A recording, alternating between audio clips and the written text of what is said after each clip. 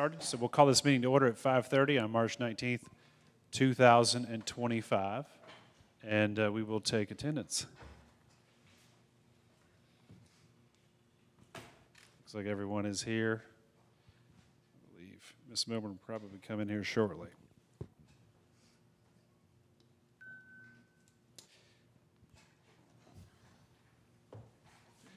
So I'm going to get us started tonight. Really the first 5 minutes is just an introduction to the process, then I'm going to hand it over to the facilitator, and I'll be introducing you to the LPC facilitator who will be leading much of the rest of the process. So most of you know I'm Wes Bradley. I'm a superintendent here in Nelson County, and I'm going to define a couple things in this opening. One, the regulatory purpose of this process, the role the superintendent plays in that process, and the role the facilitator will play in that process.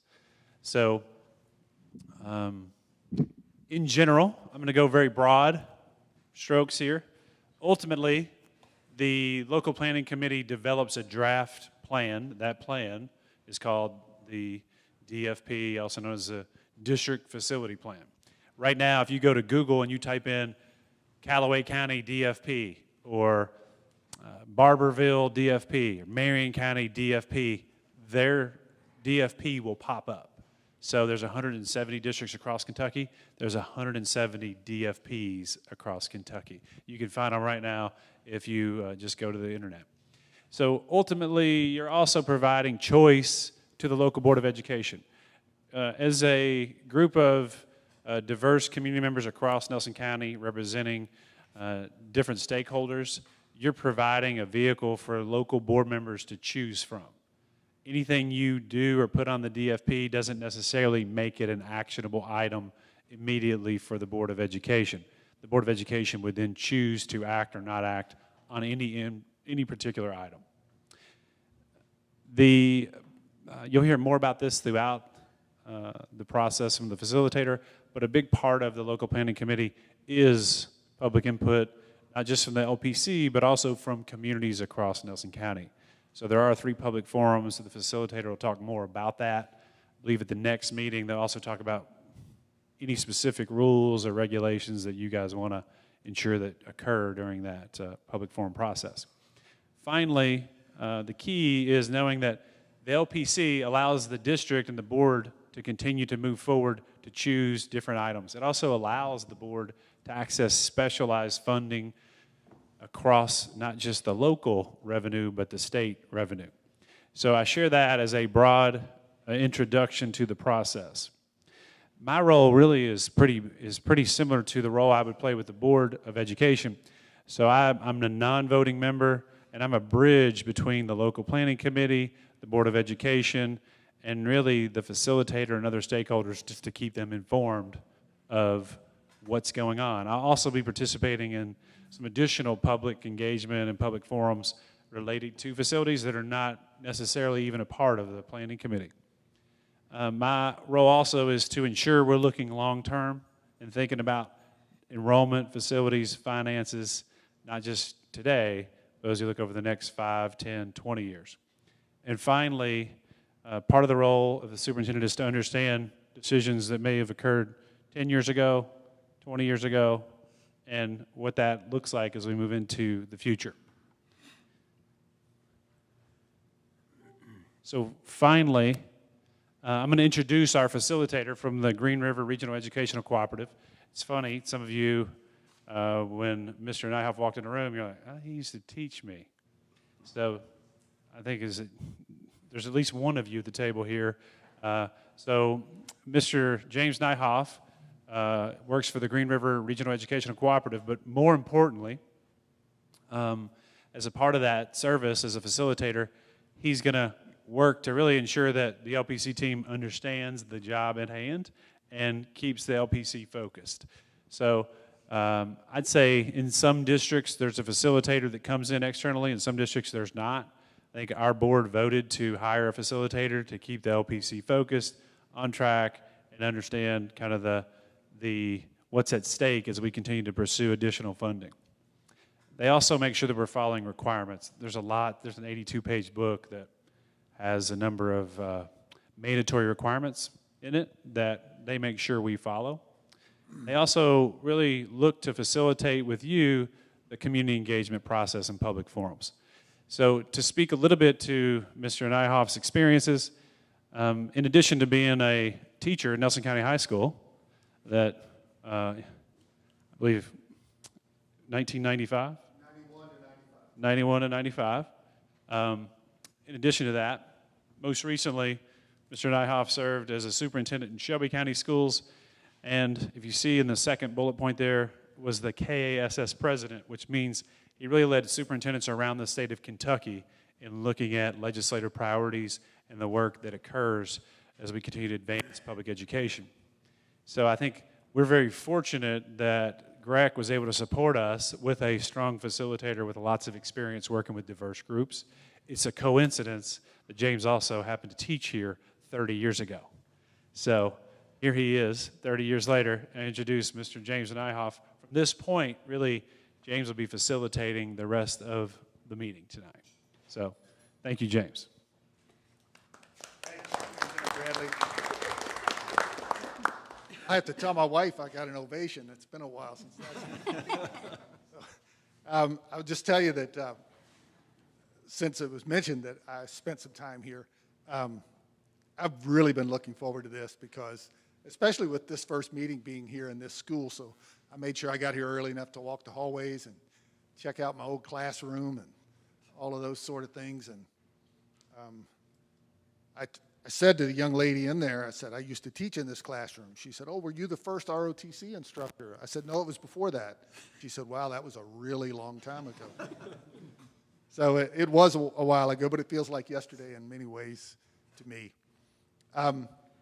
So one of the things we're going to get to do is just take our time about answering questions, and especially tonight, understand the process. We want everyone to leave comfortable with the process tonight and where we're headed together. So that's the focus of tonight. There are several required things that are required in the regulation that we need to do tonight. And one of them is a really fun movie. And we're really excited that we found out that we don't have to show you the whole movie. We can give you the highlights of the movie. But you're going to get a link to the movie. And if you do watch it, you'll understand what a blessing it is that you're just getting the highlights of that show. So if we could just go ahead and go just through the agenda, just talk through the agenda just a little bit so you know what's coming. We're going to spend some time with the goals and our priorities, and in doing that, we're going to get to know each other a little bit. So I'm going to ask you to say a few things about yourself, if you're comfortable to do that in just a few minutes.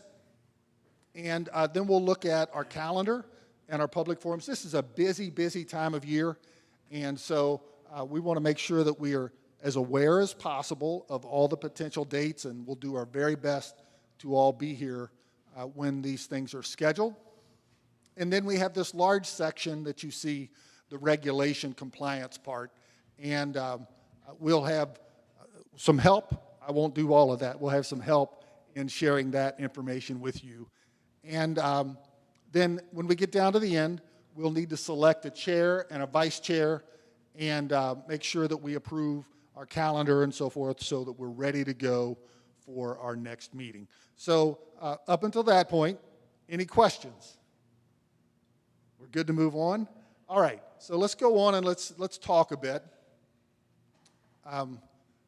So we're going to do two activities, and what I'd like for you to do with this first activity is just, if you would, just get in a group of either 2 or 3, just however you're comfortable there, and just have this little conversation with each other. What inspired you to serve on the LPC? And then if that question doesn't inspire you to talk, look at the second question. What personal experience has shaped how you think about our schools? Answer one of them or the other, or answer both if you'd like. So I'm going to give you just a few minutes to talk about that, and when I hear the conversation start to lull a little bit, I'll gather you back together. to meet you. Ready? So, what inspired you to do it? I'll let you go first. Third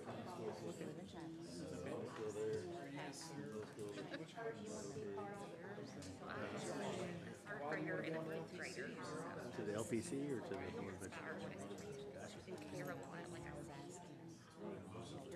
really need to improve like feeder patterns and just equity. So everybody's but I've got a kid going to middle school this year, so like that and how to recruited?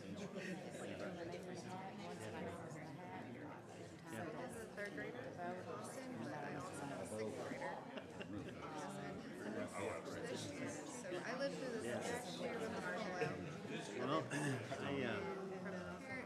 serve as That was part of the second one. That The first one I got lived in East born and raised here, graduated from here, like Jessica, like I'm Little Miss Nelson County School. and they voted me in. Sometimes I couldn't say take on too much. that's I was wrangled into it. But I look forward to seeing it because everything that the LPC is doing is been a lot of Dragging their better create. We need things. conservation resources. Military background. Classroom's like 2 doors down. Gregory, St. Joe. I got involved initially with the Nelson County Airport, and then the garage, and I said, somebody needs reason to work. And now I went through. Already, yeah. Serious? We also work for them. There's a lot of input as far as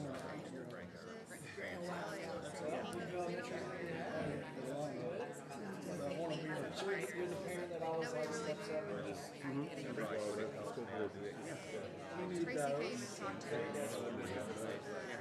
PTA. That really helped.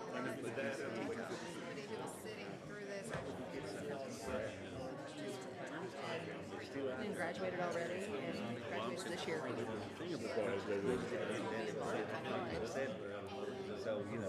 now. And I grew up in Boston, so I understand why people to get shit like that. So it was some questions.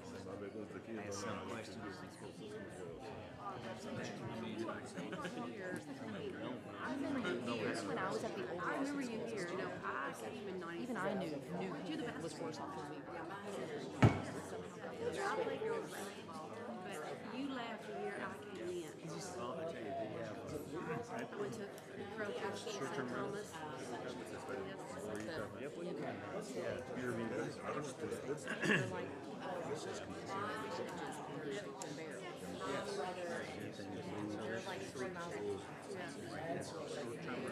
I remember you. I've enjoyed it. No, you there. not for the live right here. So unfortunately, the problem was that the new Haven County did themselves in their own city. Each of the cities could, but part of a. Okay, but other than that, yeah, So the county said like. she was really nervous. Lots of band-aids, but no true fixes. I reckon that this guy right here is through Facebook. Touch it. Through Facebook, that's it. Taken. Well, yeah. We're being super. Nobody far exceeded my The fact that middle school is split where you're going to high school. Because Okay, our time is up. Our time is up, and Nice to meet you too. I heard some interesting things, by the way. One of the things I heard was future focus already, thinking about our kids. What do we want for our kids? I heard that in several conversations. It's going to be interesting to see what common themes arise in the next minute or so here. But what I'd like to do is start over here, and I'm not going to ask you what you said. I'm going to ask you what you heard someone else say. And we'll validate each other's thinking as good listeners, if we could. So, Aaron, what did you hear someone else say? So I was talking to David over here, and he was talking about construction and his not personality, but his experience within construction and how he can be a huge component of this moving forward. That's great. Did he capture what you said, Dave? That's Pretty what good. I said. Jeff, what'd you hear? I heard the sentiment of looking at the picture as a whole and the snapshot of today. It might be a little different from years past, and taking and observing all the data that we can and just making the right decision based on what the scenarios are today. Excellent. Adam, what'd you hear? Yeah, we were in the same group here and stuff, and basically the same thing, and just, wanting to focus on our students and their future and making sure that they all have equal opportunity and access. Yeah. Tina, how about you? You all had a spirited conversation. We did. We had great conversations. And it was kind of between the four of us, and the sentiment was the same. It was, equity kind of mirrored down there, and, just wanting to make sure that the future's bright. Yeah. Yeah. Kurt, what'd you hear? Yeah, it was a pretty common theme of just making sure we have informed decision-making for what's best for not just now, but looking at the future as well, too. I mean, we've got, I think some of the conversations where, grandchildren coming up through. I know I've got nephews coming through, too. So just, you're looking at all of the different realms and all the impacts that these decisions will make. Yeah. How about Jim? How about you? Really, it was interesting at the breadth of where we are as a county in and of itself, from a rural aspect to more of an urban aspect. And so how can we create a similarity amongst everyone? So Comparability of opportunity and action. sure, absolutely. That sort of thing. Sure, absolutely. Yeah. Say that last part again? Yes, Yes. You said sure. I did. Okay. I wasn't sure if you said something else. Jessica, how about you? Yeah, so the perspective from us are as educators and parents. So really, how do we move forward from where we've been to really make sure all children have access, that our facilities are top-notch, and provide our teachers with what they need to be able to instruct students? So that's a broad perspective of, make sure teachers have what they need, make sure kids have what they need, make sure parents have what they need. That's a great conversation. I heard some of those bits and pieces as I was walking around. Ashley? Very similar, just kind of bouncing off, looking towards the future, seeing what's best for not only the kids in school now, but years from now, and what is best for our teachers and how we can best support them. Okay. Haley? We also, I feel like, focused a lot on the parent perspective and the educator perspective. We kind of learned that we all have kiddos going into middle school. Eventually they'll be high schoolers. So just kind of what we want for them, and just kind of like that there's a little bit of uncertainty right now, just in what all will occur with that. So we talked a lot as mamas over here, I think. Yeah. Very good. And Colleen, what do you want to add? Same thing, just equity, just we all have kids going to middle school, and just the same thing across the whole district. Okay. So thank you for that. Now, this wouldn't be a school, and I wouldn't be a teacher if I didn't invite you to write something down. So what I'd like for you to do is let's just take a quiet moment or two and complete this sentence. If we do this right, in 10 years, our schools will be places where, and fill in the blank. You don't have to rewrite that part. Just fill in the blank and on one of the Post-it notes. And we'll have some conversation with the people who I skipped the first time in a few moments.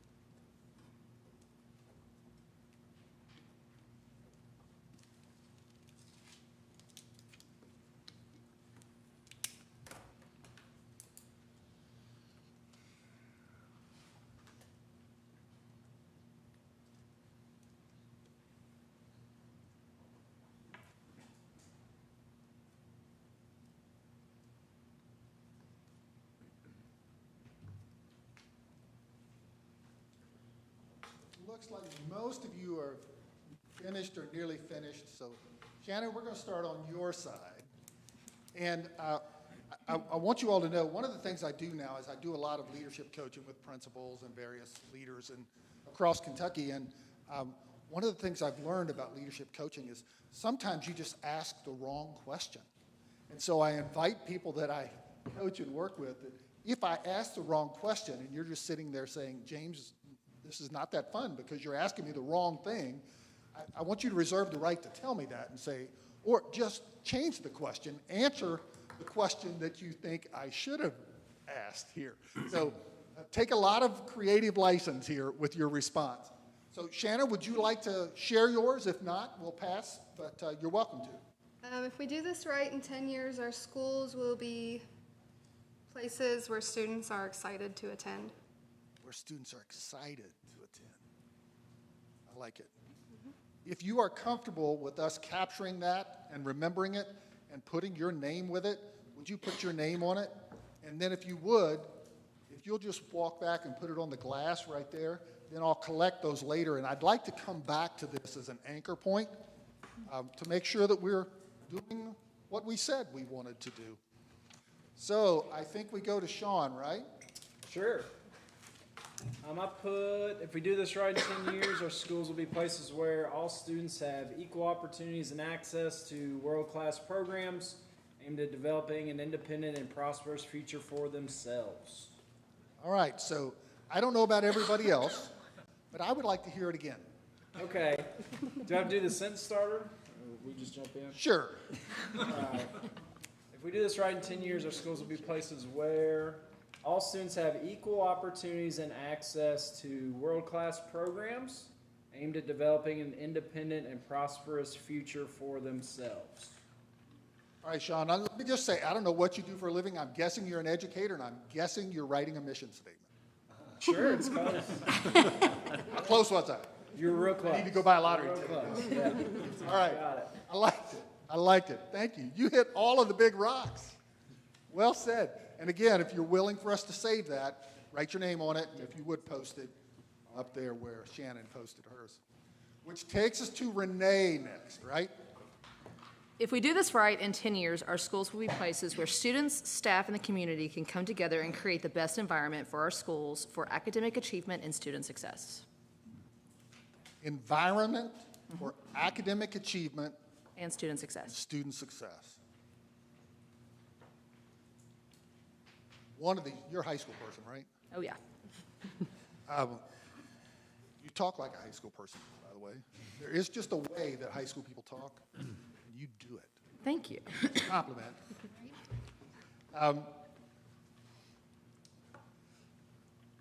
It's interesting, the conversations I'm hearing around the state about student success, because where I hear the conversation changing is that student success is not about success through the eyes of people in my generation, but it's about success through their own eyes. And that's a very different need for us to fulfill. So which way did you mean it? I'm in it through the students' eyes. I Their have own eyes. students that may not achieve high academically, but if they do well on a lab, they get excited and they want to know more. And for me, that's the most important thing, is that they get excited about something because they may not always see it on their report card. I thought that's what you meant, but thanks for clarifying. And again, the same thing, if you're willing to sign your name to it and post it. Shelley, you're next. If we do this right in 10 years, our school will be a place where all students receive the same opportunities that get them excited to be in school, and all facilities will be in great working shape. Okay. Excitement to be in school and great facilities when they get there.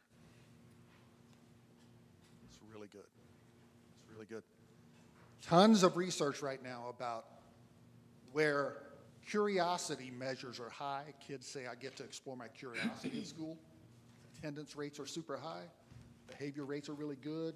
Just so many things go hand in hand when kids are excited to be there. So you nailed it, Shelley. Thank you.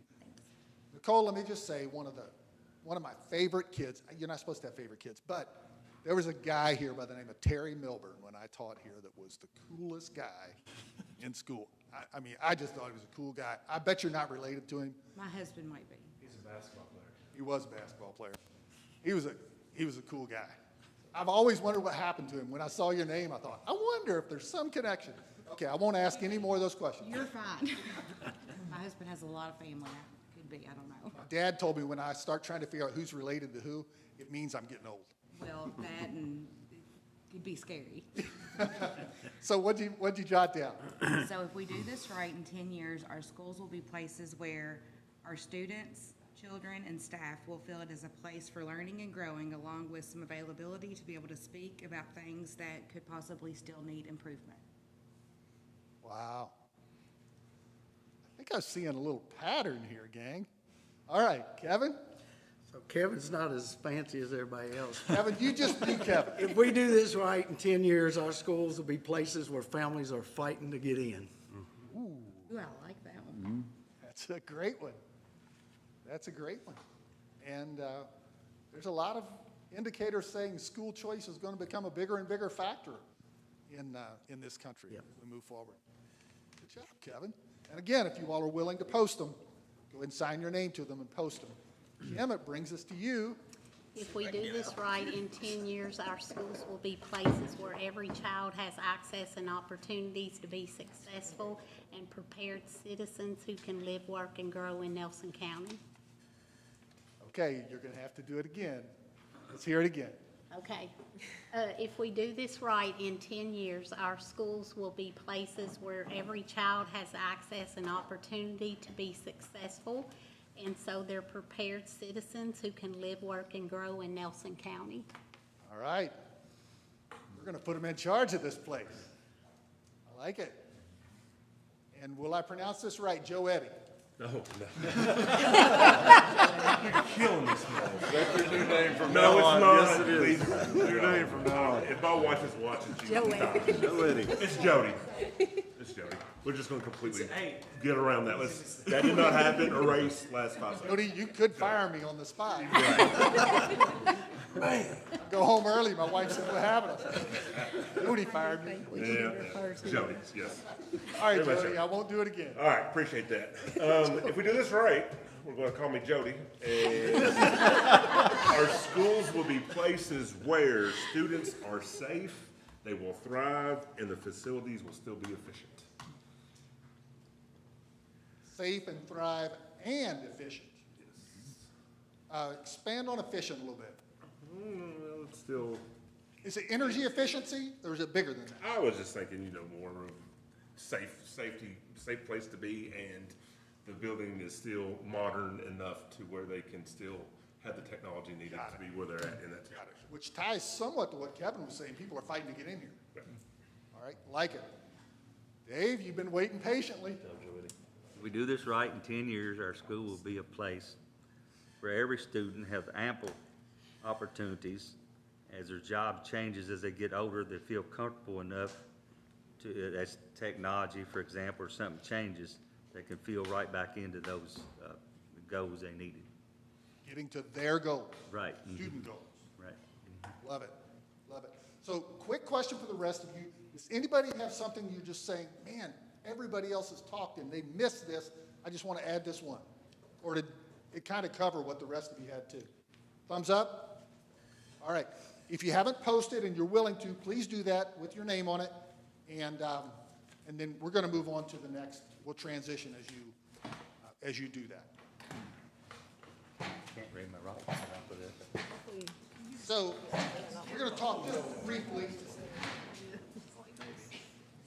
about my role. You understand, we will have a chair and a vice chair, and the chair leads the meetings. But I don't know if any of you have ever been the chair of something, but usually when you're the chair, you need helpers. And I want to be helper number one. And if I can't provide the correct answer or I don't have access to whatever it is, then as explained earlier, that's the role of the superintendent and his staff to go get us things we need if we don't have the answers between the chair and me as the facilitator. So we're ready to take a look at the requirements and projected timeline. So as we think about the public forums and the LPC meetings and the board meetings and how they function together, I want you to see that you're in the center. Everything feeds off of you. So what we want to be able to do is, this is a target date, but we would like to be able to have a public forum along with our meeting on the 9th. And do the same thing along with our meeting on the 16th and along with our meeting on the 30th. It's much more efficient use of your time if we can tie a public forum to a meeting as opposed to having them on different nights. So that's very common. That's the way most people do this across the state. Then you can see this would get us to 5 meetings, and hopefully we'll be able to wrap things up. If not, we'll add on additional meetings to get us where we need to be.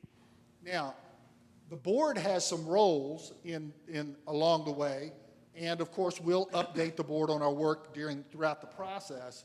But what we'd love to be able to do, as far as completion, is we'd like to have our board see this, receive this from us for this meeting in May, because that would then allow a 2-week turnaround to get it to the Department of Ed, because we need Department of Ed approval by the 1st of June, if at all possible.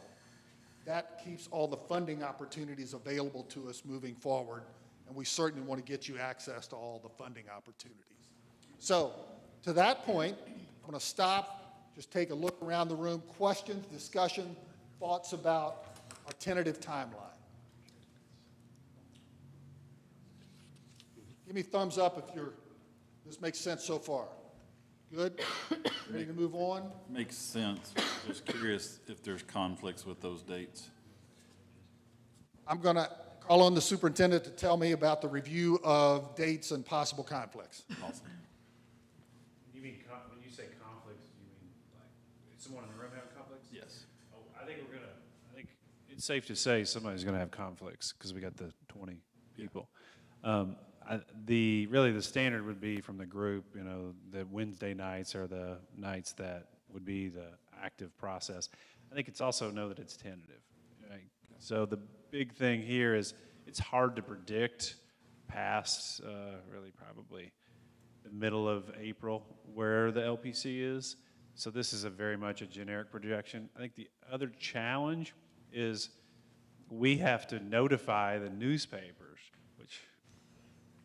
and others 10 to 15 days in advance of the public forums to meet the requirements of the law.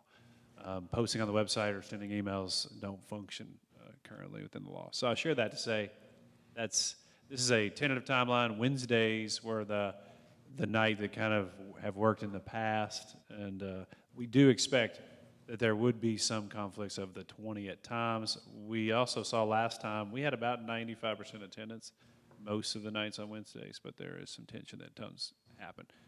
You can also participate virtually if you liked to. It's not going to be obviously the same experience, but you can contribute to it.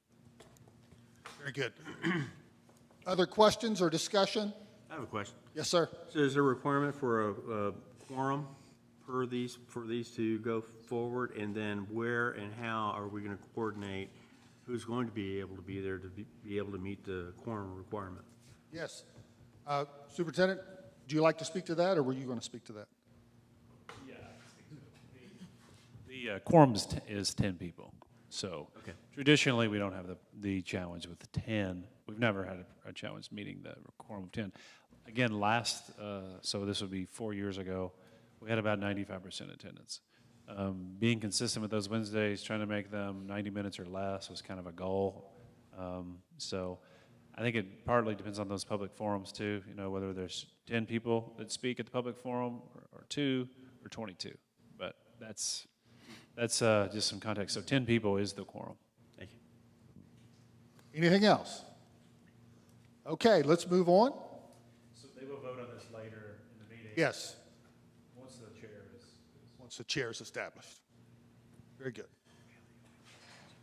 Okay, so we are ready to move into the next part of the presentation and introduce you to someone who some of you already know, I'm sure, Mr. Stephen Ward, who is the architect that works alongside the district. So, Stephen? I just did want to acknowledge this slide on here. Yep. Thanks very much. Yeah, we were, in preparation for this, we wanted to share with this group what the role for the architect is in the process. As part of every LPC, an architect is required by the Department of Education to participate. There's materials that we prepare in advance, and then there's materials that we'll prepare along the way to support you. This list itemizes some of those. The first three are what we've prepared in advance. So the building and site evaluation, I have been to every school in the district and looked at the current condition, talked to the plan operators or the facilities leads, and updated everything that we had already looked at in past years. We also did an inventory of the spaces, the program spaces in every school. So as we walk through every school, we look at what it was originally intended for, according to the building plans, and then what it's being used for now, and we record both of those. And then we also have small-scale plan drawings that will be provided for you as reference, so that not everything is abstract. You'll be able to look at a plan of every school and understand, oh yeah, I know where that is in the building, that kind of thing. Those are the things that we've done in advance. The things that we will do in the coming weeks are cost estimates associated with work that you all want to talk about, just advisory, things that we have seen happen in other districts, things we've seen happen in your district, what questions you may have, we try to answer as much as we can. In some cases, our advisory role means we have to go back to the Department of Education and ask questions. So that next piece, collaboration with KDE, we are communicating with your project managers, your district managers at KDE, asking questions that come up and bringing those answers back to you. We also will be submitting your draft district facility plans to KDE over the course of the process, and having dialogue with them. And then what was the last one, Wes? Oh, integration into the LPC process. But basically what I've described already. We are the liaison with KDE through this process. So Dr. Nyhoff alluded to the video that you could watch still if you want to. It is not the most exciting video, so what Welcome to the local planning committee initial orientation. So the department considers this presentation we're going to give, use the word duplicative. So essentially, we're going to build on the same exact slide deck that he's talking about. Stephen's going to do that more through a local lens.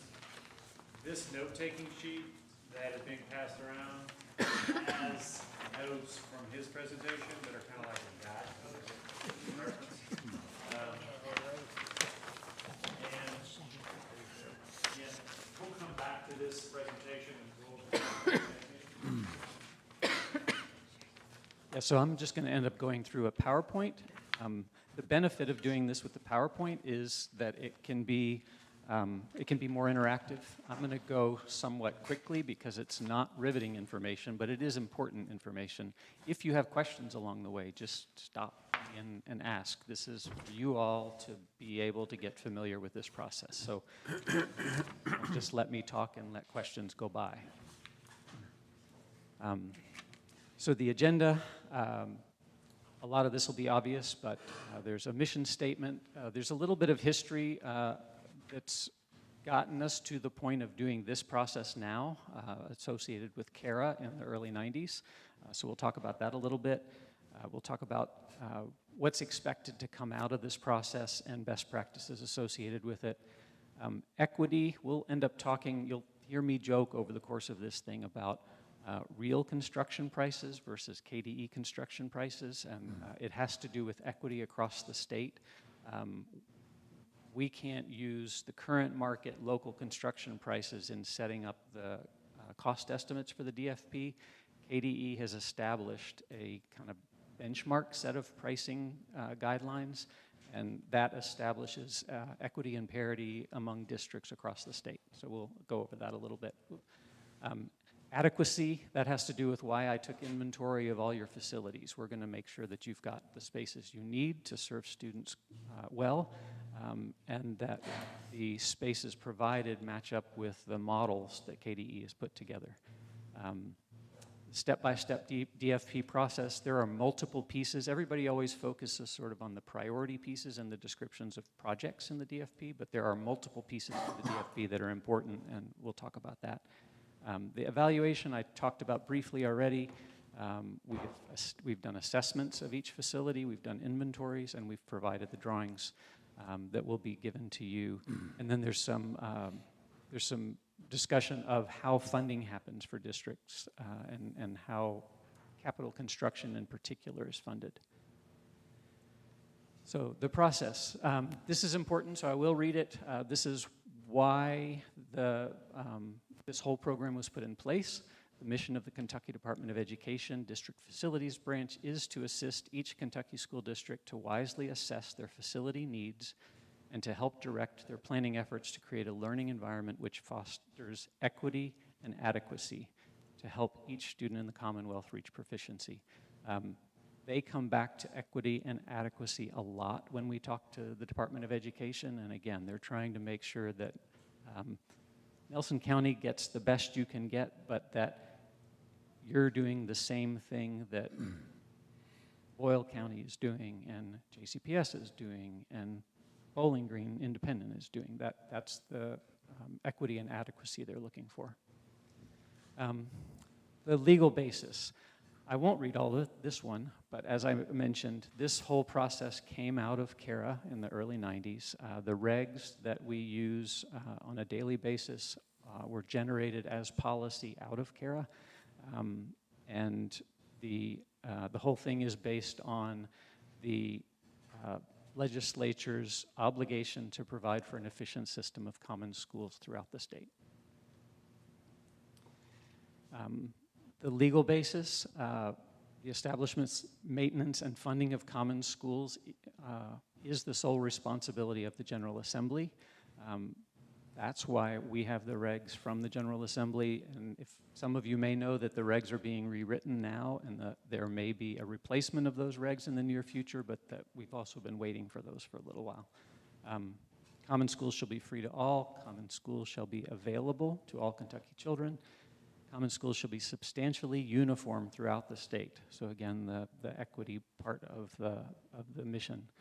Common schools shall provide equal educational opportunities to all Kentucky children, regardless of place of residence or economic circumstances. Common schools shall be monitored by the General Assembly and by proxy. That's why we're sending this to the KDE Facilities Department for their review as this goes. The premise for the existence of common schools is that all children in Kentucky have a constitutional right to an adequate education, and the General Assembly shall provide funding which is sufficient to provide each child in Kentucky with an adequate education. An adequate education is one which has as its goal the development of the 7 capacities recited previously. Planning history. Prior to 1994, the planning process was undertaken by the Department of Education with architects and engineers across the state. It was pretty much each individual district doing their own thing, and what was happening was a lot of districts, because all capital construction came out of their general fund, there was no capital construction fund, districts were never getting around to repair and capital projects in their buildings. If you are only given a general fund, you spend it on academic priorities first, and the building continues to go downhill. There were a lot of condemned schools across Kentucky because they were just never getting renovated. So this whole process was put in place to sort of separate the streams of money so that there was education funding, but there was also capital funding, so schools could be brought up to adequate condition. District facility plans were developed by KDE and submitted to local districts at that time. So there was much more staff at KDE at the time, and they pretty much told districts, these are the things that you need to focus on. In 1994, the Facilities Planning Manual was developed. We're still using the same planning manual that was developed in 1994, and we're hopeful that the update will be able to come soon. School districts are to develop a facility plan once every 4 years. There can be modifications over the course of that 4 years, but the 4-year cycle is what they're really looking for districts to do in order to keep things up to date. Planning committees were seated to develop the DFPs, and the State Board of Education shall approve the facility plan submitted by the district upon recommendation of the Chief State School Officer.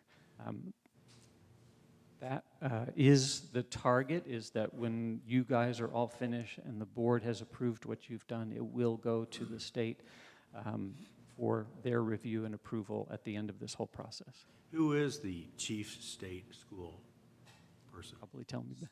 So that's changed, the House Bill 678 has changed that part of the reg, so that's no longer true. But the Chief State School Officer would be the Commissioner of Education. Gotcha.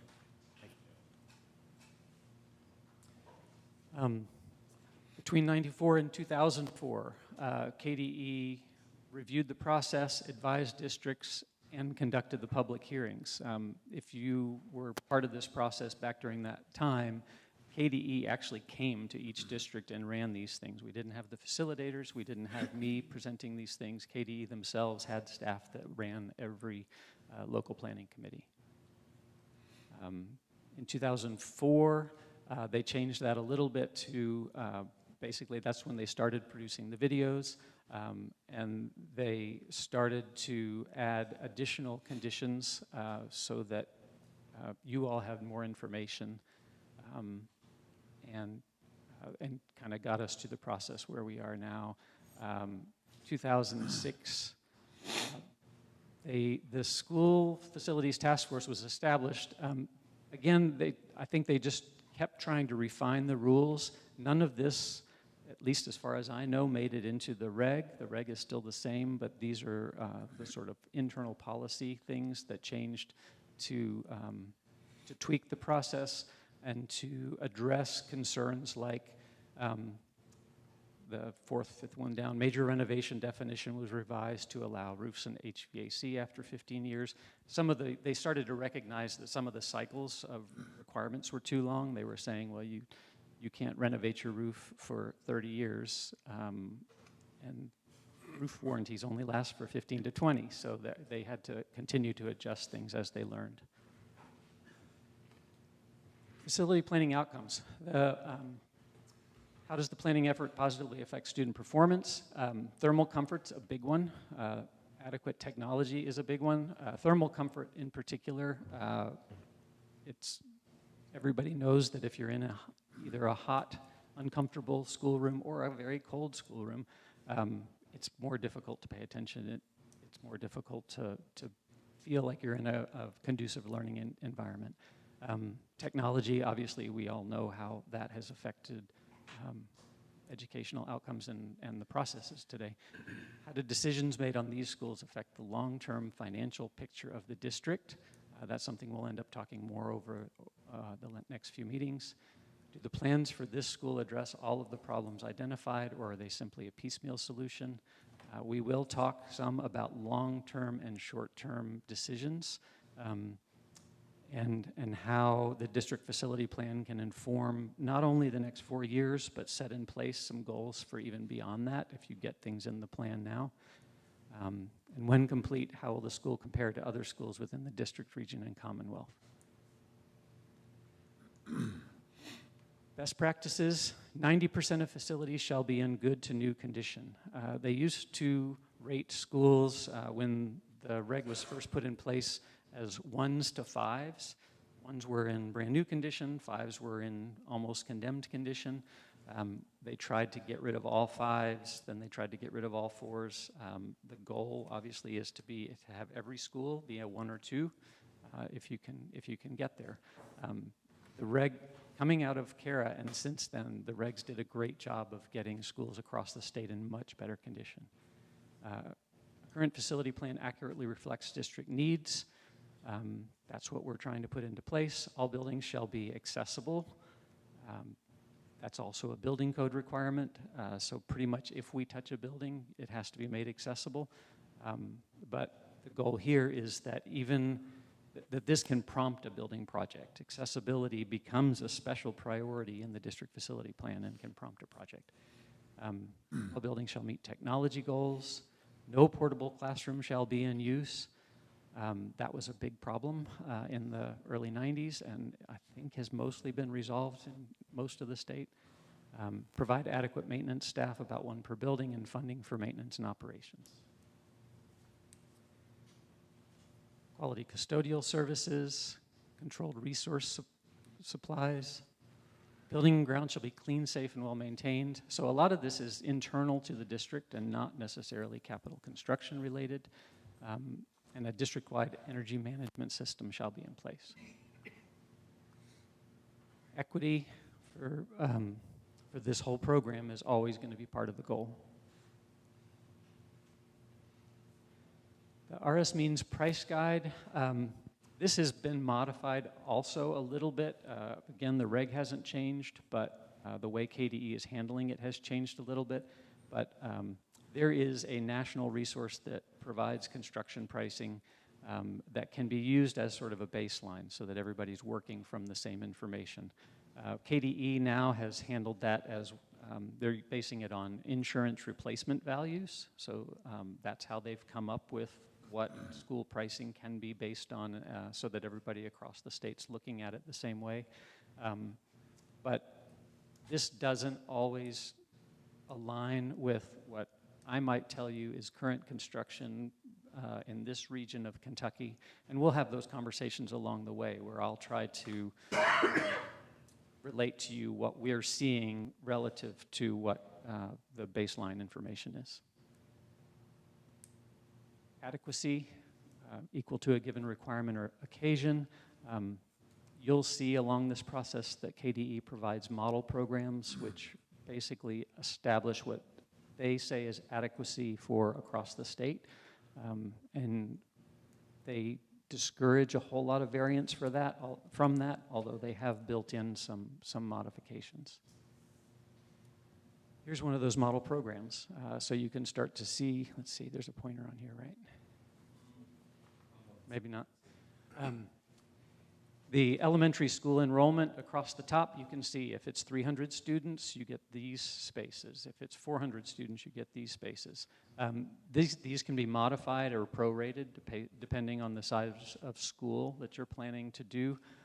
But basically the goal is that everything is based on standard classrooms. The capacity of a school, of a 300 student school, is based on 12 standard classrooms, not music classrooms, not art classrooms, not gym, not anything. It's the number of standard classrooms. So you can see that a 600 student school is double that many classrooms.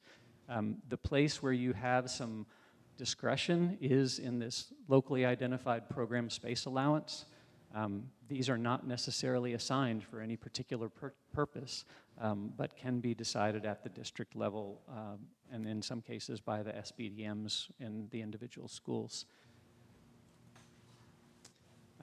And then once you get a whole school, if a 300 student school is 31,820 square feet, there's a efficiency number that accounts for storage, mechanical space, corridors, everything like that. For elementary schools, it's 74%.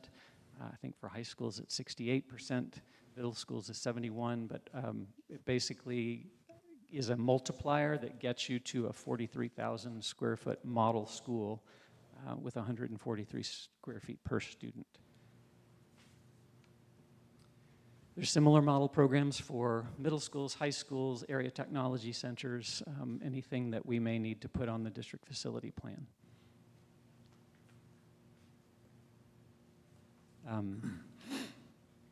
We seldom get into a discussion about the building blocks anymore, but basically these just represent those square footages that you just saw in the model program.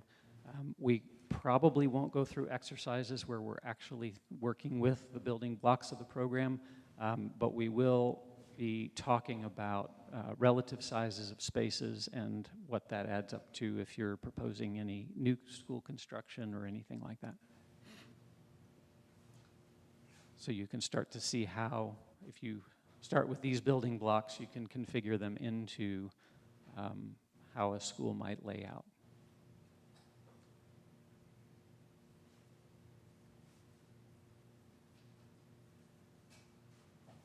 The district facilities plan format, we're going to end up talking about this next time in significant detail, but it is the plan of organization, and it does allow for some variance from the models where we can provide to KDE a rationale for doing that. So the school names, grades housed, what kind of school center they are, whether they're permanent, functional, or transitional, and enrollment and student capacity. That's the first part of the district facility plan. You'll see this all visually as part of this meeting. I think we're gonna provide them the district facility plan that's currently in place for Nelson County that you can take with you and understand kind of what's there now. I won't be explaining all the pieces of it until next meeting, but you can kind of look at it and try to get familiar with it and identify any questions. The guts of the plan are the priorities. So it includes the most critical building needs of the district. They're listed in priority order, 1, 2, 3, 4, 5, and the most critical building needs are given the highest priority. Everything that we propose need to meet current and future enrollment and requirements associated with that. If you're not meeting the needs from a space standpoint, based on the inventories that we've put together, that'll end up being the highest priority. Projects to be included under priority items are drawn from the KFIX facility audit. That's the assessment that we have done in advance, and we'll be providing that to you.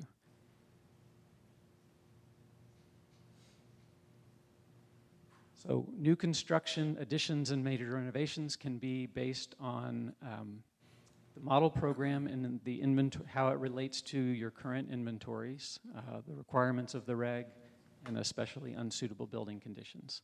New facilities are based on demographic projections if you're experiencing significant growth.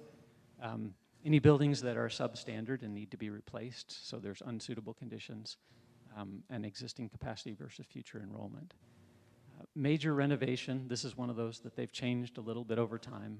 Major renovation, it's a building over 30 years old, like this one, but in this case, one that has not been renovated in that time. And replacement of at least 3 building systems. When they talk about building systems, they're talking about things like roofs, mechanical systems, windows, doors. All of those can start to count as systems. And you have to have 3 for a major renovation. The ones where they've modified those a little bit are these 3 at the bottom. If you need roofs and HVAC, you don't have to wait a 30-year cycle, but a 15-year cycle is sufficient. If you have life safety needs, a lot of districts, I think, have been doing security vestibules over the past few years. If you don't have sprinklers and you're supposed to, if you don't have a sufficient fire alarm system, those become priorities automatically. Accessibility is one of those ADA requirements. Accessibility you can almost always pursue. You've done these things. You have a facilitator. You have the AE consultant. We've done the condition evaluation. We've done assessments. There may be additional things that we identify over the course of this that you need information about. Condition and suitability are things that we are going to be providing you information about. This is somewhat redundant because I've already talked about it, but I didn't describe what KFIX is. There's a database that we have been provided by KDE that we plug all of this information into. So it's not that we invent the assessment. KDE has standardized how all districts handle this assessment. Your facilities department also has access. I know Kevin and Patrick have had to modify it over time. If they replace a roof, they update it in the KFIX system. so that there's a constant kind of running update of what condition things are in.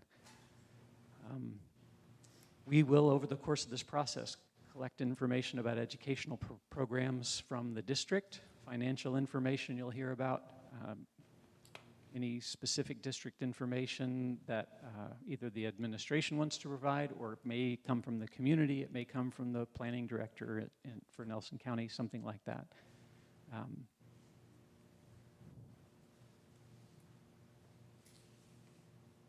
You've heard about this a little bit. You have a minimum of 3 meetings. The quorum must be present.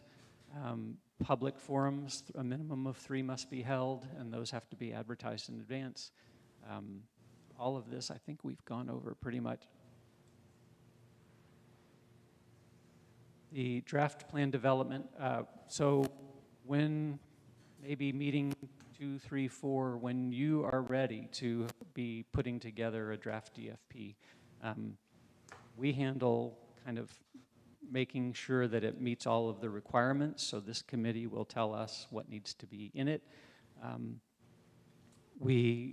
Everything has to be compliant with the KDE model program that we put in. The costs are reviewed against the costs that they establish, and demographic trends will be reviewed. The DFP is sent to our KDE staff reviewer. They're going to make sure that that we've done it correctly and that we're meeting all their requirements. They will return it to this group with any comments. You can simply adopt their comments and keep going, or you may have new discussions that come out of those comments. At that point, if you've addressed all of the comments from KDE, at that point you can vote to send it to the school board for them to approve, and then it can keep moving forward back to KDE.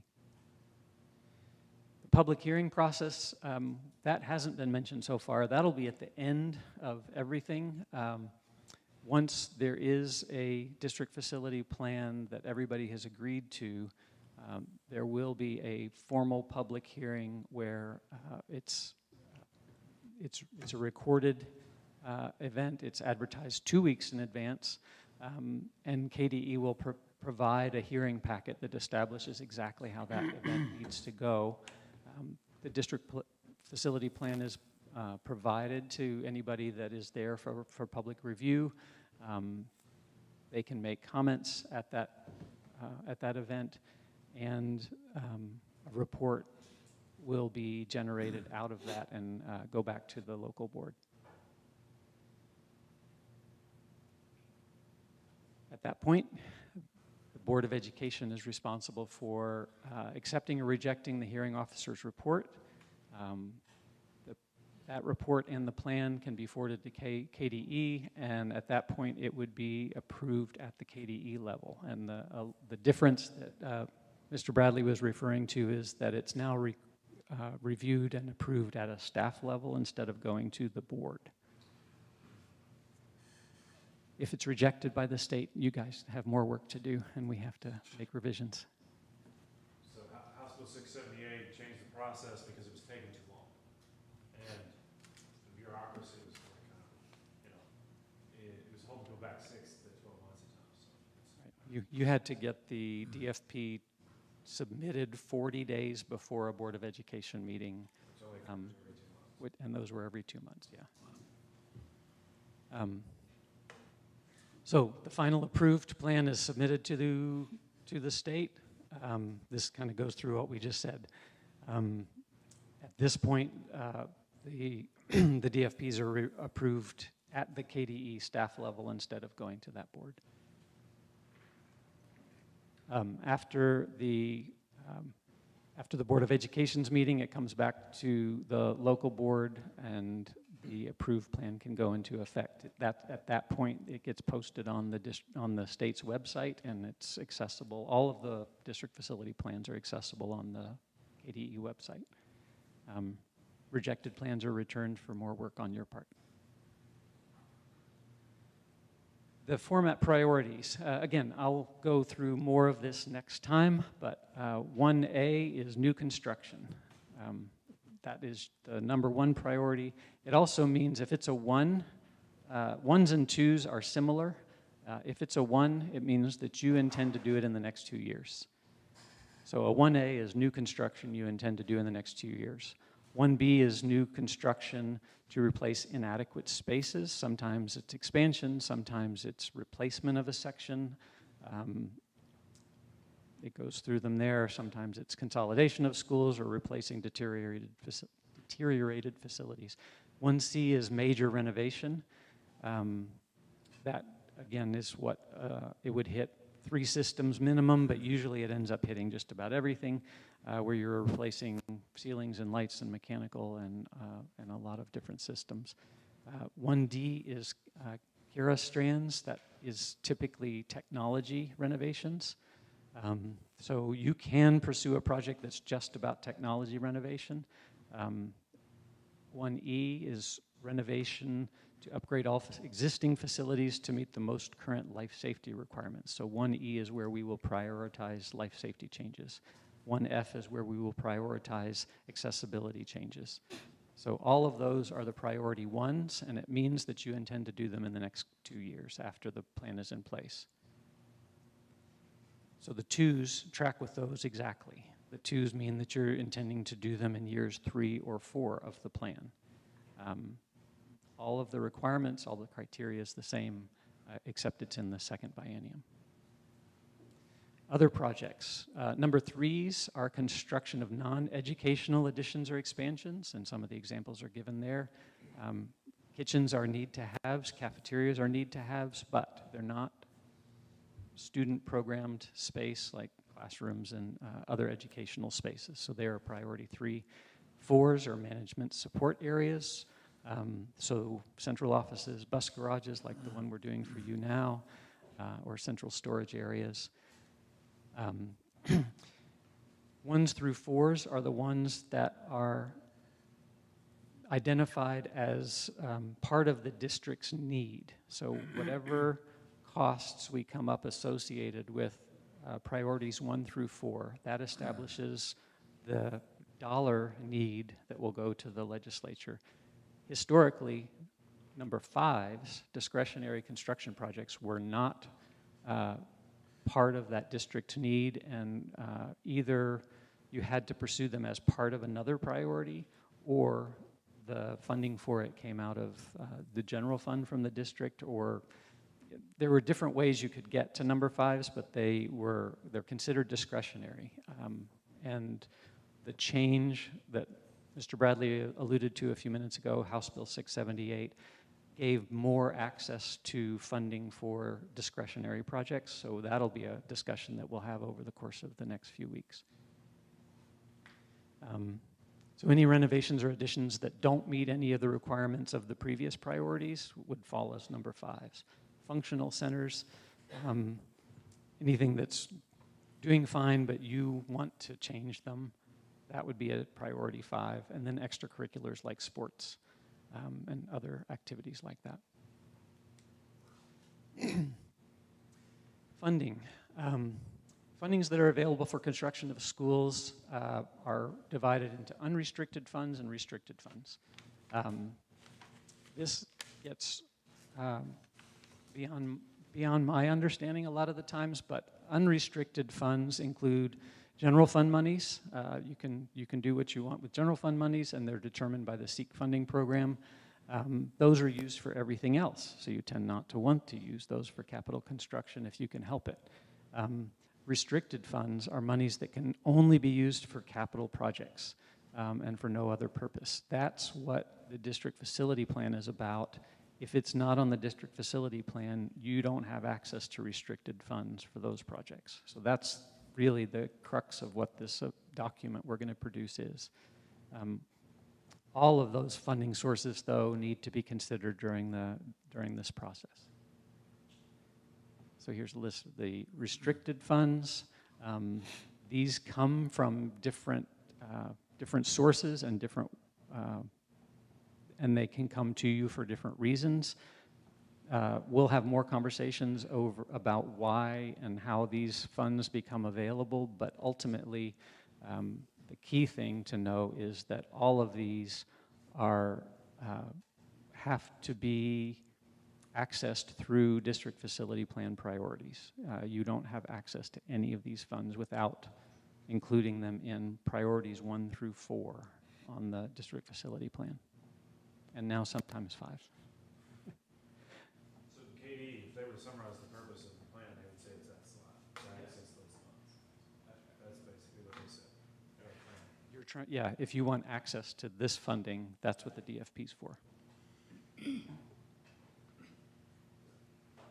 Funding for school construction, this is one of those, I'll let you guys read through this when you have access to the slideshow, but this is basically all the different ways that this restricted funding comes to the district or can come to the district. But population-based, based on the number of students in the district, property assessment, it's based on the values of property in your community and the nickels that a district has adopted. And then there's multiple different property assessment-based fundings.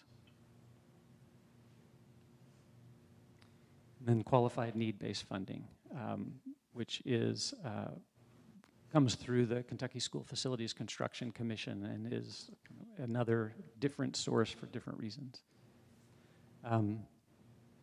So like I said, we'll end up talking about these financial sources as we go through the process further, but I think I'd rather focus on the district facility plan. You have the copy is up here in the slide. We can look at that real quick.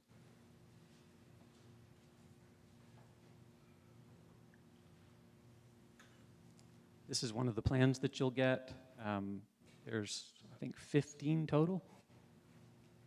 So Alex is going to go ahead and hand out all the documents. Okay. If you could open the district facility plan, though, that's the one I wanted to.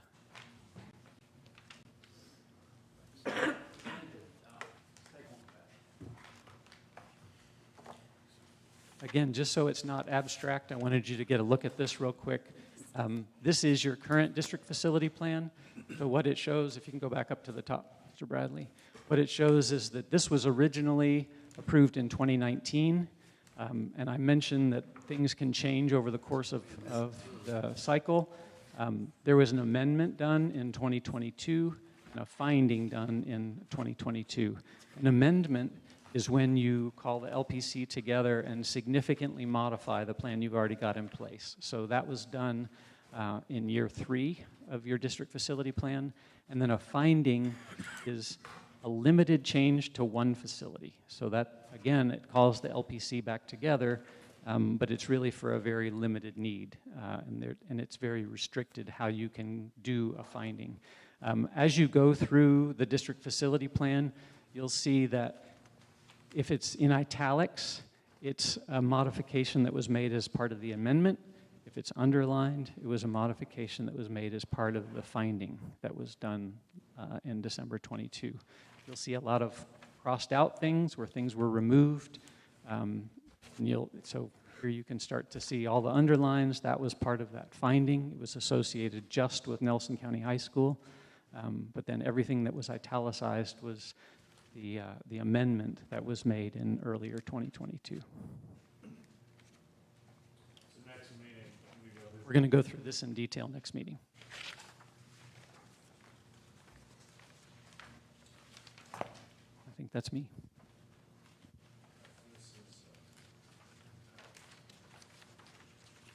All right. So I know many of you in the room, but my name is Alex Martin. I work here at Nelson County Schools. I'm the Chief Operating Officer. Do a variety of things. One thing I think will be integral with the LPC process is a lot of data inquiry or data gathering or information presenting. I'll be able to support Mr. Bradley in that manner. But I think somebody mentioned at the beginning of the process things that we need. I think someone mentioned informed decision. Obviously, you're going to need lots of information to be able to do that. So the folder that you have in front of you has 3 documents or 3 packets Stephen has already talked about one of those, the district facility plan. Another packet is a map of all of our current facilities. Think of these as really high-level overview things that we will dive into more deeper at some point in the juncture. And then the third packet is really district information that we've worked to put together. So at this point in time, we're not going to go through all of those things. I'm just going to kind of skate through them pretty quickly just to let you know what you're looking at. And I think a healthy process would be for you to take that home and really review those things. It'll help you make more informed questions, and it'll support you really in this process. So when I kick it back to James here in just a second, he's going to talk more about this. But this is a conversation really we've had with the board and thinking about priorities around our facility discussion. The board really identified these are the things that they feel like they're very interested in.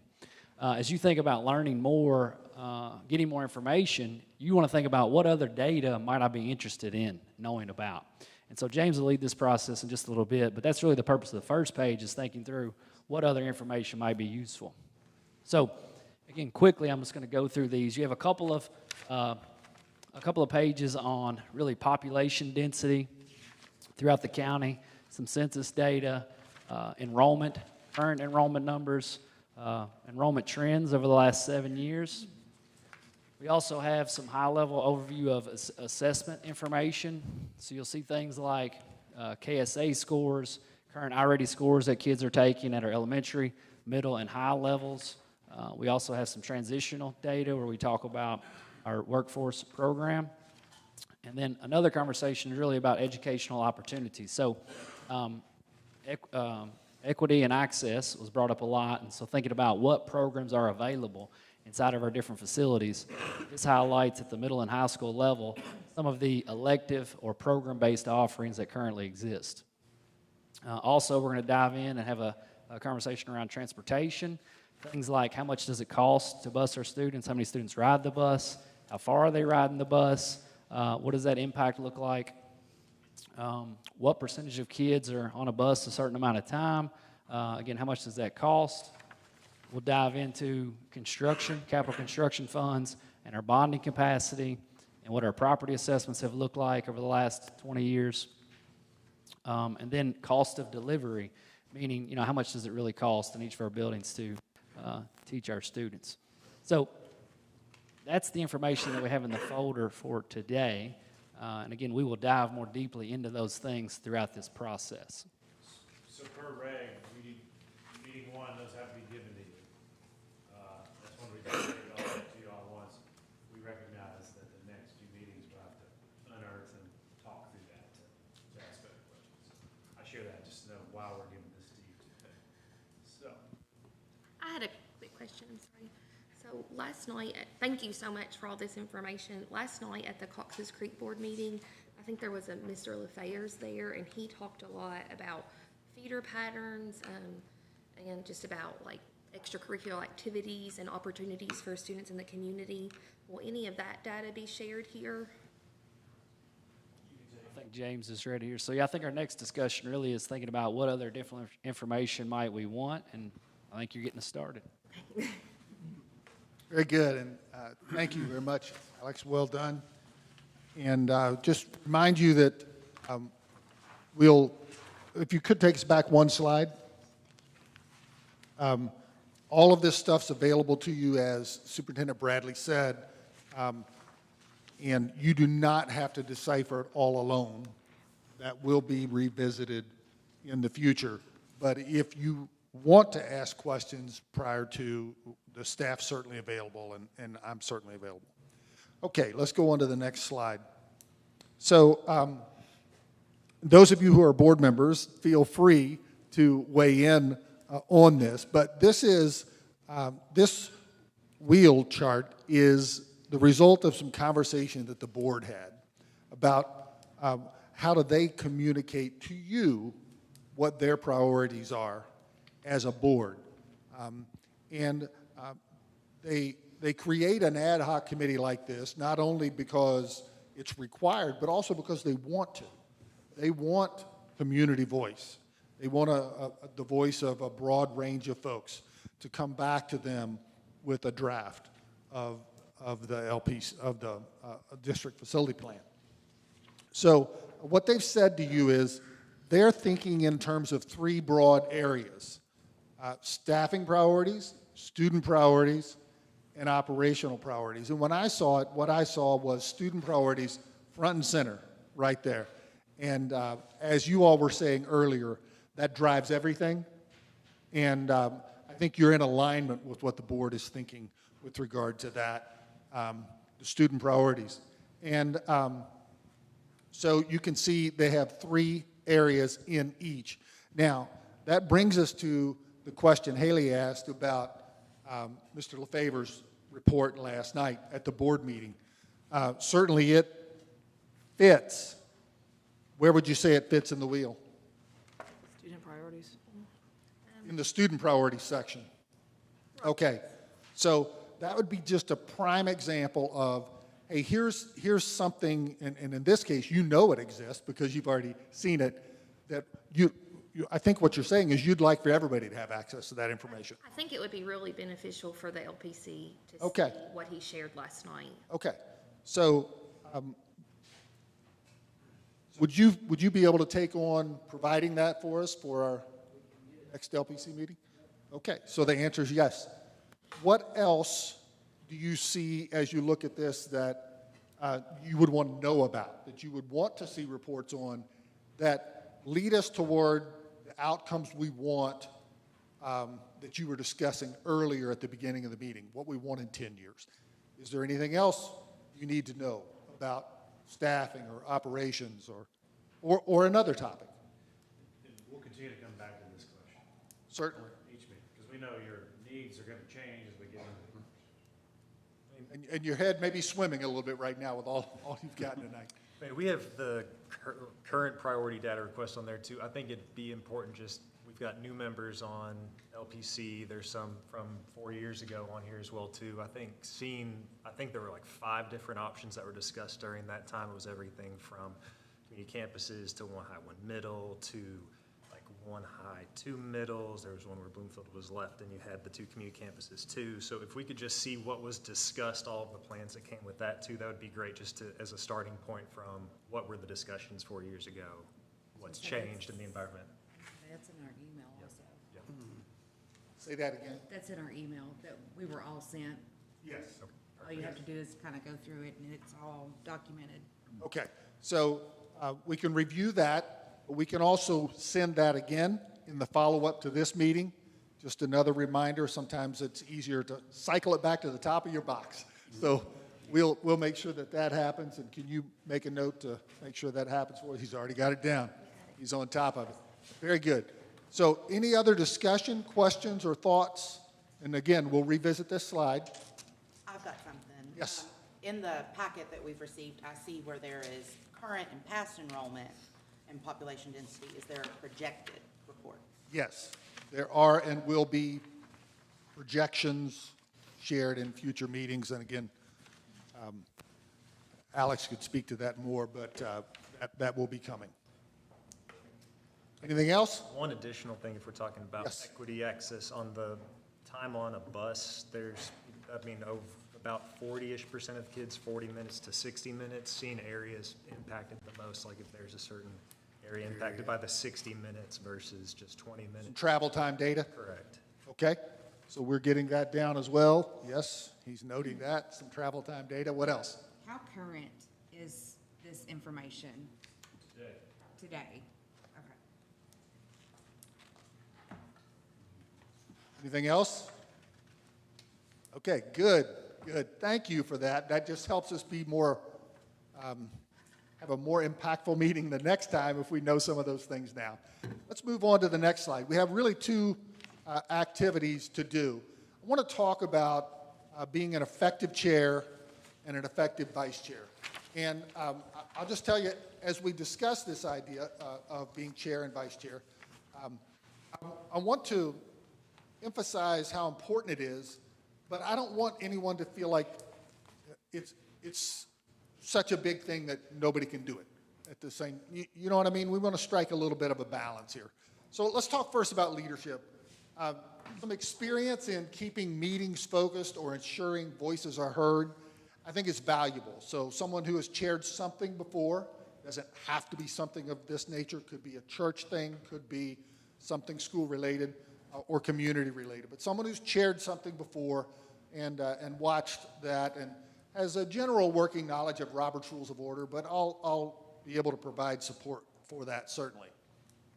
Someone who's highly engaged in this work, so knows the community, knows the schools, has some understanding of visioning and planning for facilities, doesn't have to have statutes and regulations memorized. We're not asking for any of that, but some understanding of that, and someone who works closely, willing to work closely with district and LPC team members. So there will be some work outside between the meetings to make sure that the chair feels comfortable coming to the meeting and being ready to deliver what you have asked for. Not a huge amount of time outside the meeting, but some. And then committed to transparency. And as important as 1 and 2 are, 3 is super important. It's really important for us in this process that we're very transparent. And, you know, and I guess throughout the years been a part of a lot of things like this. For whatever the topic might be, building schools, closing schools, consolidating, all those various things. And I don't remember many of those where everybody agreed, but I felt like we were successful when people who didn't necessarily get their first choice were still pleased with the process. And so I haven't met with your board to discuss this, but my understanding is that the board really wants a ton of respect for each other in the process, and that we do the process right as a community, and it builds us together. So we'll certainly work to that end. So those are the things we're thinking about. Now, most of you know the general basics of Robert's Rules of Order, but in just a moment, I'm going to open the floor for nominations for chair, and I'll give opportunity for that. And if there's more than one, we'll of course, we'll seek a second for each, according to the process, how the process is to go. And then we'll seek for a vote of support for that, just for the nominations. And then we'll give an opportunity for discussion. If those people want to respond that have been nominated, we'll certainly give them that opportunity. And then we'll rinse and repeat for the vice chair position. Okay? Any questions about the process? All right, the floor is now open for nominations for chair of the local planning committee for Nelson County Schools. I would like to know who I'm sitting with. If we could just go through and kind of identify ourselves and what brings us here ourselves. I know we did 1 or 2s, but at the same time, I would certainly, before nominating anybody. A little bit more about each other. Absolutely. Okay, so Colleen, are you okay going first? Just that quick 1 or 2 sentence summary of who you are and what you do. I am Colleen Yates, and I am a 22-year veteran teacher at Foster Heights Elementary, and I've lived in Nelson County all my life. Nice.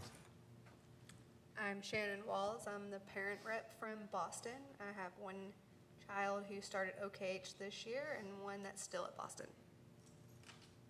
Hi, I'm Haley Victory. I'm the principal rep from Cox's Creek Elementary School. I live in the Cox's Creek area, and I have 2 girls, a 5th grader and a 3rd grader. I'm Sean. I'm in Nelson County, and I'm the principal at OKH Middle. I'm Ashley Simpson. I am the parent representative from Bloomfield Elementary. My daughters, Ella and Danny, are in 4th and kindergarten, and I'm also a site-based representative.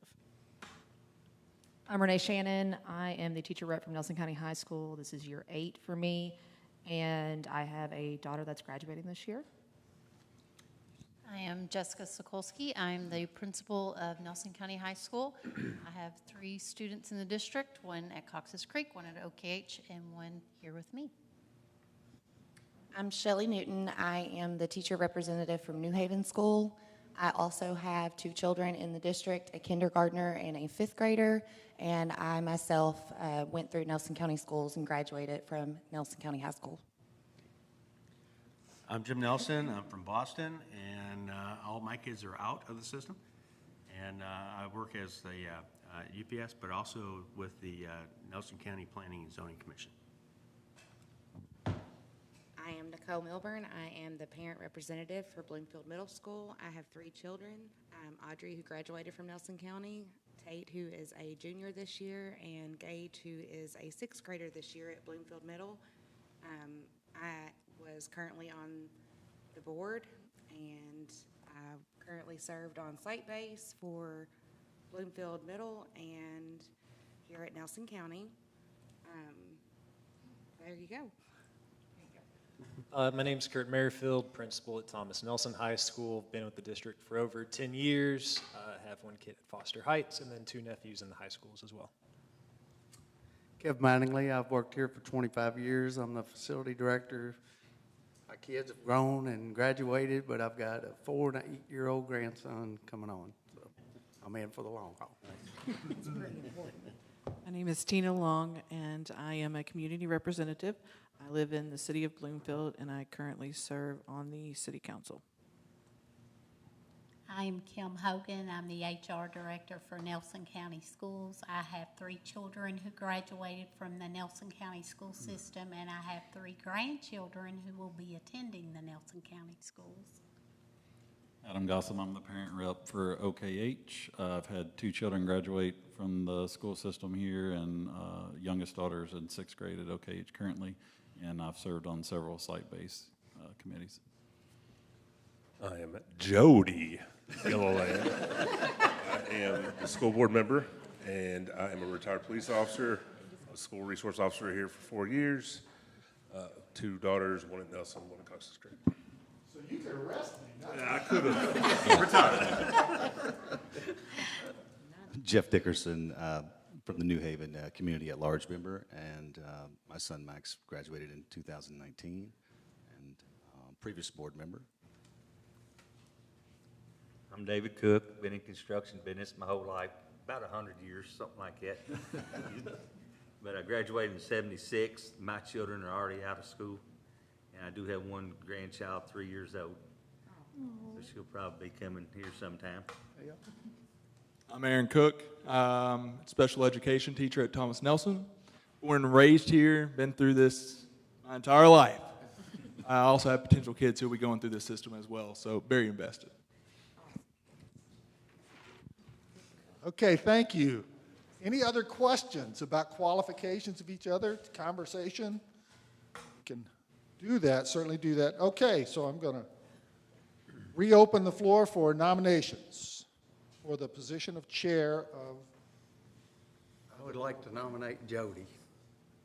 You'd like to nominate Jody. Okay, we have a nomination for Jody. Do we have a second? Can I make a nomination? Let's get the second first and move on.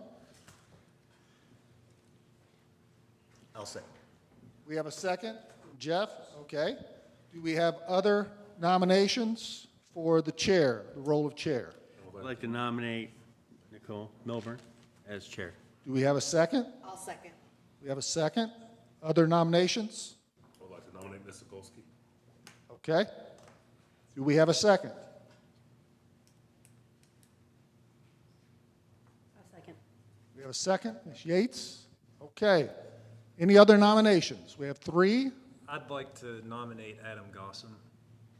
Okay, we have a nomination for Mr. Gossam. Do we have a second? I'll second. We have a second here. Any other nominations for the position of chair? It is. Okay, so I'm going to close nominations if there is no additional nomination to be made. And so typically when we have a situation like this, when there's that many, we entertain the option of having a runoff if there's a tie. And so if you're comfortable, and I'm just going to look for kind of a thumbs up head nod, if you're comfortable with an open vote, I think that's better if you all are comfortable with that, as opposed to me asking everybody to put something on a sticky note. So head nods seem okay. We're open. We're good with the open vote. Okay, so you're acting as my secretary. Tell me who was first. Jody. Jody. Easy. Adam, you're going to get me in even more trouble. I'm only voting for Joey. So we are ready for the discussion, actually, now, which would be, would give you the opportunity to discuss willingness and all of that sort of thing. So, Jody? Willingness? I would be willing if necessary, yes. Okay. Okay. And the second one is Nicole? Yes. Nicole, willing? Yes. Okay. Jessica, you're third, I think, willing? I would like to remove my name. Okay. And Adam, are you willing? Removed. Adam is willing, so we have three. You've been removed. Okay. Any other discussion? Okay. So we're ready to vote. And if you would, just keep your hands up in time for me to get a count. And if you would, can you give me a count as well? Okay, very good. So all who would like for Jody to be our chair, please raise your hand and just hold that up while we get the count. Okay, that's good. And all who would like for Nicole to be our chair, let's have a hand raised on that. Okay. And Adam, all in favor of Adam being the chair.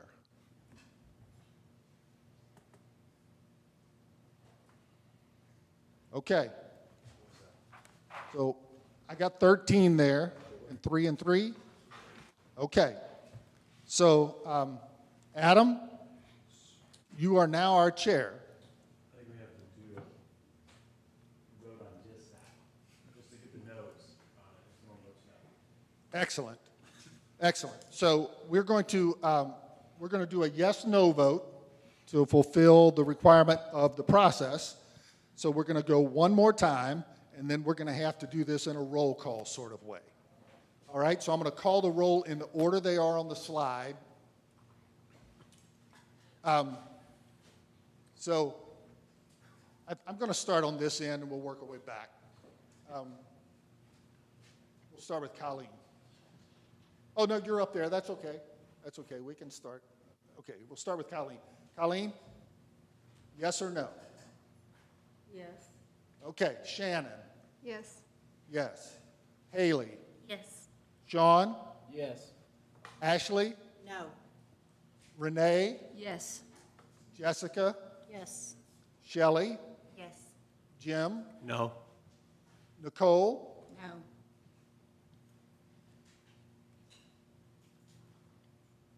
Caught up? I'll get them.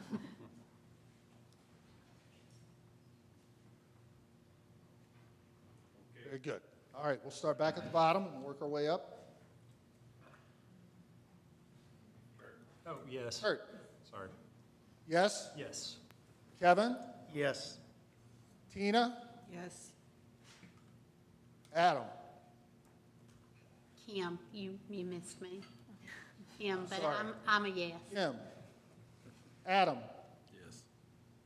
Jody? Yes. Thank you. Jeff? Yes. David? Yes. Okay. Okay, there we go. We won't always have to do a roll call, but what we do, we'll do it like that. Yes. Okay, so put that back on slideshow so we can look at it and everybody make sure that we have recorded their vote correctly.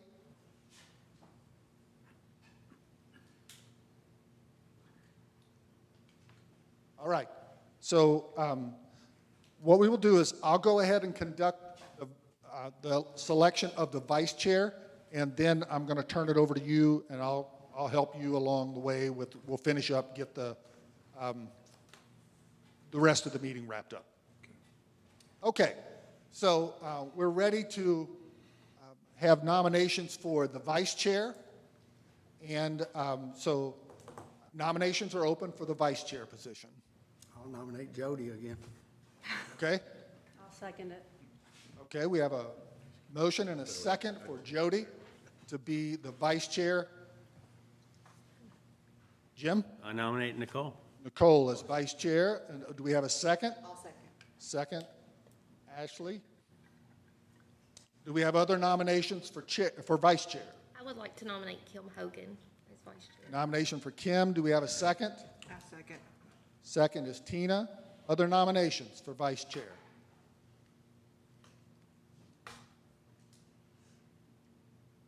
All right, hearing none, we will close nominations and we'll give the opportunity for discussion. We'll start with, would anyone like for their name to be removed? Everybody willing to serve in that capacity? All yeses? Okay, so we're ready for the vote again. And who was our first one, Mr. Secretary? Jody. All right. All in favor of Jody having the role of vice chair?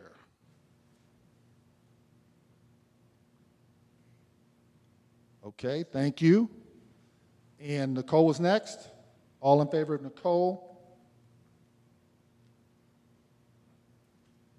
Okay. And who's our third one? Kim? Ms. Hogan. And all in favor of Ms. Hogan?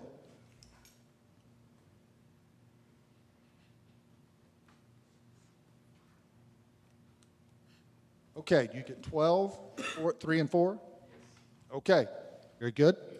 So now we're going to do the roll call vote, just as we did it last time. And we're going to start at the bottom right. And then we'll make, okay. I was gonna say, I'm pretty sure it's the same. There's a couple votes changed. Well, we're going to do the roll call anyhow. All right, Colleen. Yes. Shannon? Yes. Haley? Yes. Sean? Yes. Ashley? No. Renee? Yes. Jessica? Yes. Shelley? Yes. Jim? No. Nicole? No.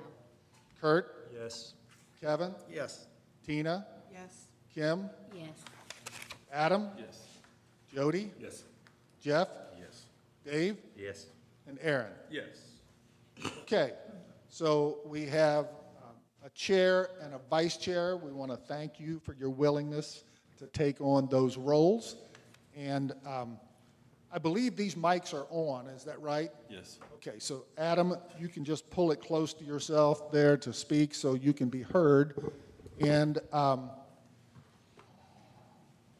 we're going to take a look at our meeting calendar, and now would be the time for you to invite someone to make a motion to approve our meeting calendar, and with the understanding, and you can explain that in whatever detail you want, that it may need to be adjusted, but right now this is where we'd like to be on Wednesday nights for our meetings.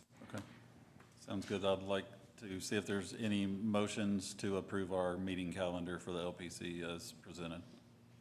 All first to approve.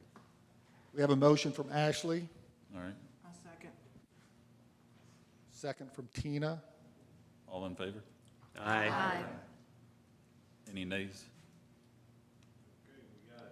All right, we have that.